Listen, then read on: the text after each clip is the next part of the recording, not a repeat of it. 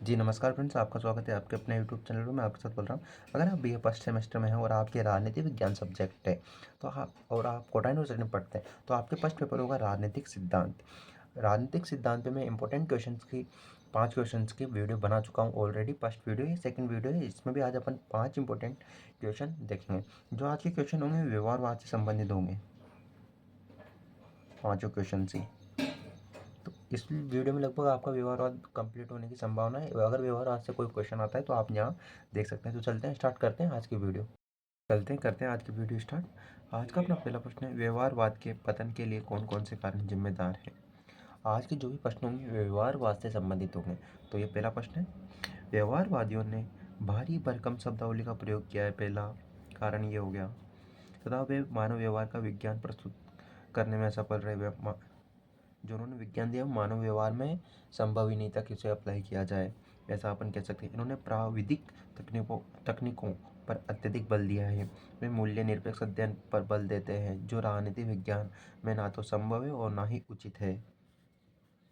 इनके कथन और आचरण में विरोध दिखाई देता है। ये क्या बोलते हैं और आचरण क्या करते हैं, इनमें भी विरोधाभास दिखाई पड़ता है। व्यवहारवादी अध्ययन सर्वेक्षणों पर आधारित होने के कारण अत्यधिक खर्चीला है और एक बहुत खर्चीली पद्धति व्यवहारवादियों ने दी है। इसलिए इसके पतन के कारण हैं। 2-3 जो आप लिख सकते हैं, इनको मैं हाईलाइट कर दूं अगर आप बोलें। अगला क्वेश्चन है, व्यवहारवाद के उदय के कारण लिखिए।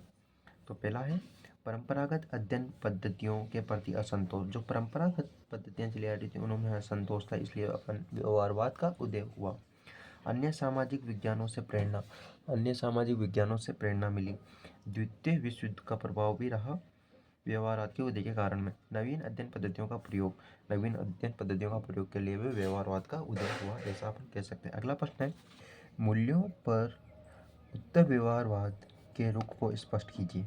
उत्तर व्यवहारवादी मानते हैं कि मानव समाज के लिए केवल उसी ज्ञान का महत्व है जो मूल्यों पर आधारित है। मूल्यों की दृष्टि से विज्ञान ना तो कभी तटस्थ रहा है और ना ही हो सकता है। अतः ज्ञानार्जक के संदर्भ में मूल्य को पूर्व कथन के रूप में स्वीकारा जाना चाहिए। यदि ज्ञानार्जन के मूल्यों की अपेक्षा की जाती है तो ऐसे अर्जित ज्ञान का प्रयोग मानव समाज के हितों के विरुद्ध किए जाने की संभावना बनी रहती है, ऐसा ये मानते हैं। व्यवहारवाद के रुख को ऐसे स्पष्ट कर सकते हैं आप। अगला क्वेश्चन है, व्यवहारवाद की प्रमुख विशेषता बताइए। ये आ सकता है एग्जाम में, इंपॉर्टेंट प्रश्न है। व्यवहारवाद की प्रमुख विशेषताएं क्या है, ये लिखते हैं। व्यवहारवाद की विशेषताओं का डेविड स्टर्न ये लिखा गया, तो आप नोट कर सकते हैं। ये डेविड स्टर्न ने विस्तार से वर्णन किया है। उनके अनुसार व्यवहारवाद की प्रमुख विशेषता इस प्रकार है, नियमन है, सत्यापन है, तकनीकों का प्रयोग है, परिमाणीकरण है, क्रमबद्धीकरण है, मूल्य निर्धारण है, विशुद्ध विज्ञान है, समग्रता है। व्यवहारवादियों के अनुसार किसी भी राजनीति घटना के लिए ये आवश्यक है कि हम समाज में होने वाली आर्थिक, सांस्कृतिक और अन्य घटनाओं को अच्छी तरह से समझ सकें, उन पर शोध कर सकें। ये राजनीतिक मनुष्य को आर्थिक, सांस्कृतिक और सामाजिक मनुष्य से पृथक करके देखा गया तो उसके राजनीतिक व्यवहार के यथार्थ रूप को समझना संभव नहीं होगा।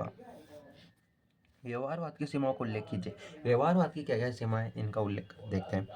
व्यवहारवाद की सीमाओं को उल्लेख कीजिए, ये प्रश्न है, तो इनका उत्तर ऐसे देंगे। व्यवहारवाद की अनेक दुर्बलता हैं, क्या क्या एक कमियां हैं, ये भी आप लिख सकते हैं, जिनके कारण इसकी आलोचना की जाती है। व्यवहारवाद की सीमाओं का उल्लेख इस प्रकार किया जा सकता है, इसमें अत्यधिक शब्दाडंबर है, बहुत अधिक कठिन शब्दावली का इसमें प्रयोग किया गया है, ऐसा आप बोल सकते हैं। राजनीतिक व्यवहार की गलत धारणा, राजनीतिक व्यवहार की इसमें गलत धारणा है। प्राविधिक तकनीकों पर अत्यधिक बल दिया गया है। मूल्य निरपेक्ष अध्ययन संभव नहीं है, मूल्य निरपेक्ष अध्ययन इसमें संभव नहीं है।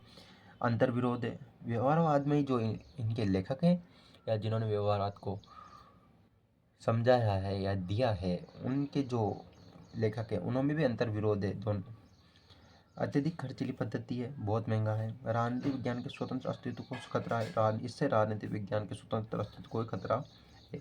सुनिश्चित सिद्धांत एवं भविष्यवाणी संभव नहीं है, इसमें भविष्यवाणी करना संभव ही नहीं है। अन्य पद्धतियों के महत्व को नकारना, ये किसी और पद्धति को मानने कोई मना कर देते हैं। राजनीतिक व्यवहार का मापन संभव नहीं है, राजनीतिक व्यवहार का मापन भी संभव नहीं है। कौन सा आदमी कैसा व्यवहार कर रहा है उसको मापा ही नहीं जा सकता है व्यवहारवाद के कारण। इनकी जो पद्धतियाँ हैं उनसे, ऐसा अपन कह सकते हैं। लघु एवं वृत्त इकाई संबंधित समस्याएं नीति निर्माण में सहायता देने में असमर्थ है। तो व्यवहारवादी और नीति निर्माण में सहायता देने में ही असमर्थ बताया गया है। अब अगली वीडियो में आपको कल 5 क्वेश्चन मिलेंगे, ठीक है। अगर आपको ये वीडियो अच्छी लगी तो मेरे चैनल को सब्सक्राइब कीजिए और वीडियो को लाइक एंड शेयर जरूर कीजिएगा। Thank you so much.